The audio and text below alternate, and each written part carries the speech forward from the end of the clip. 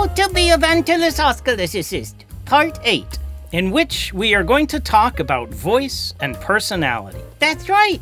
It's very important when you're looking for a ventriloquist to make sure you get one with a good personality.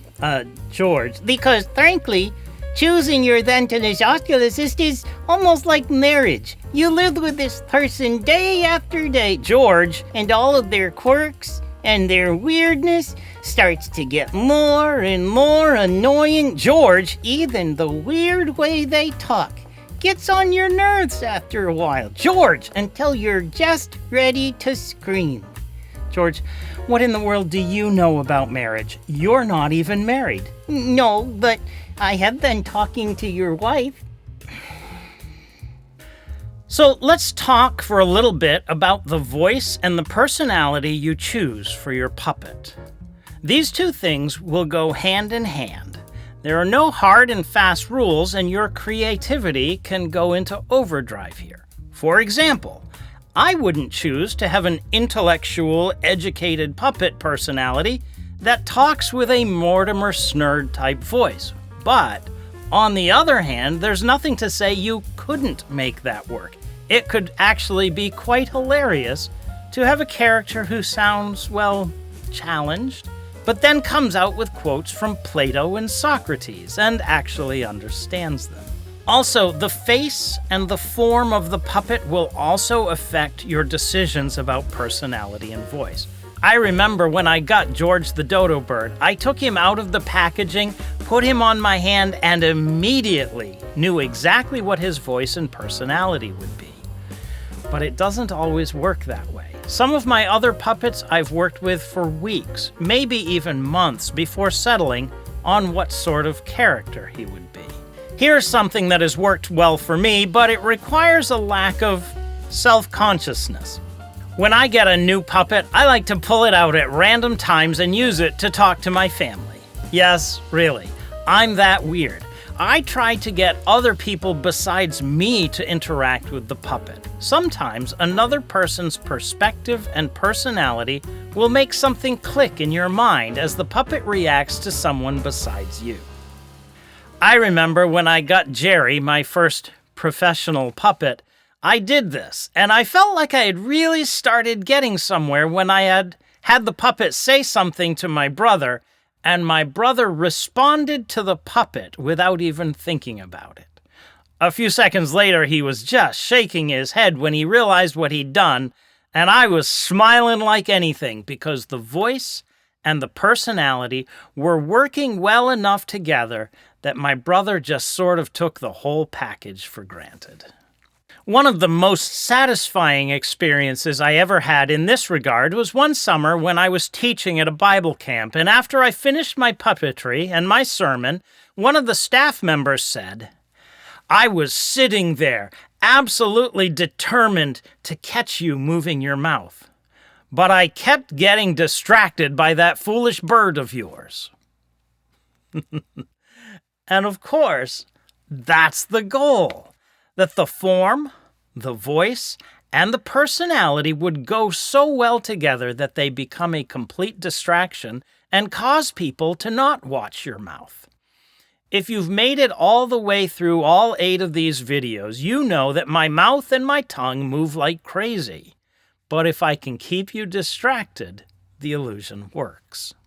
Let's talk for a minute about the voice you use for your puppet.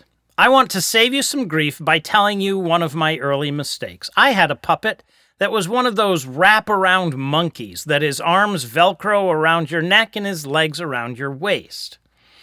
I decided to give him a Spanish accent, and his voice was very gravelly.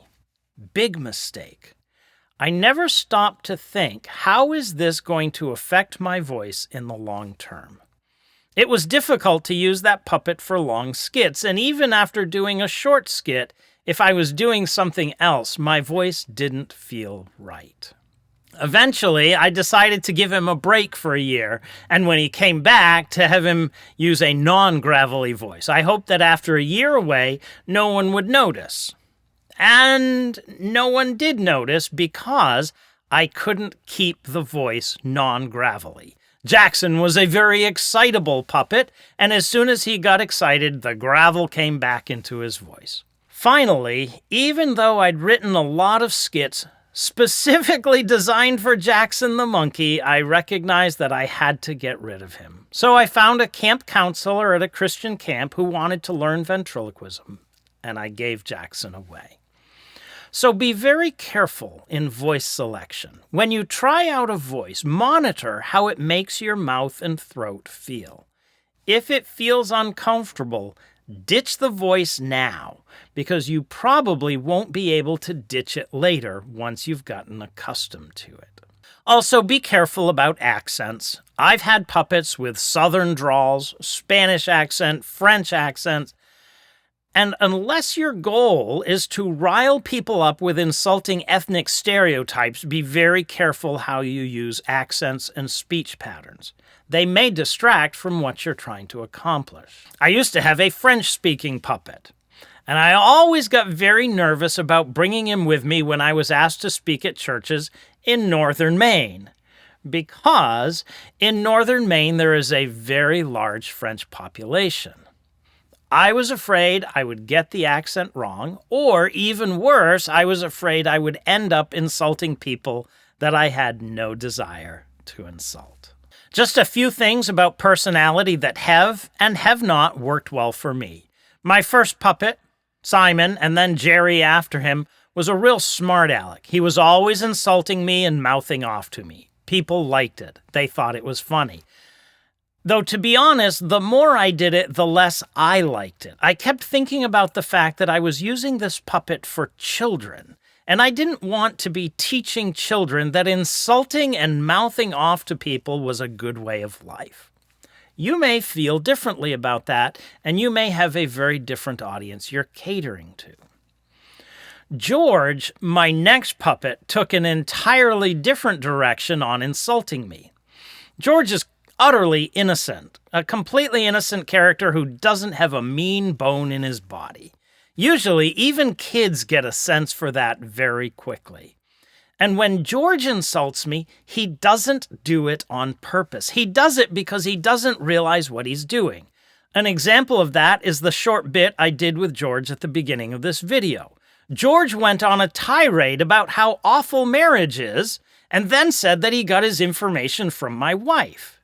He has no idea that what he's really just said is not marriage is awful, but marriage to Doug is awful. And the fact that he doesn't realize he's insulted me makes it not mean-spirited, and that makes it funnier. If there's smart alecky behavior, I've found that it works best when it's directed toward the ventriloquist. I am almost entirely the foil for the puppet.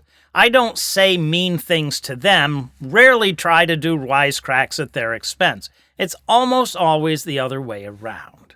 Now, the next couple things I'm going to talk about stem from experiences I've had using puppets in church. And I realize not everyone is going to be doing ventriloquism in church settings, but bear with me because the stories have points that will apply to all of us.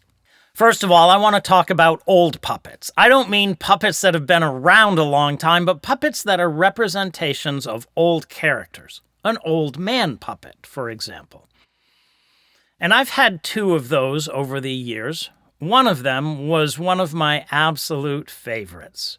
But after many years of use, he fell apart, and Axtel no longer had the mold he was made from, so I couldn't replace him. But after I'd been using old man puppets for a while, I suddenly realized something about the way I interact with them.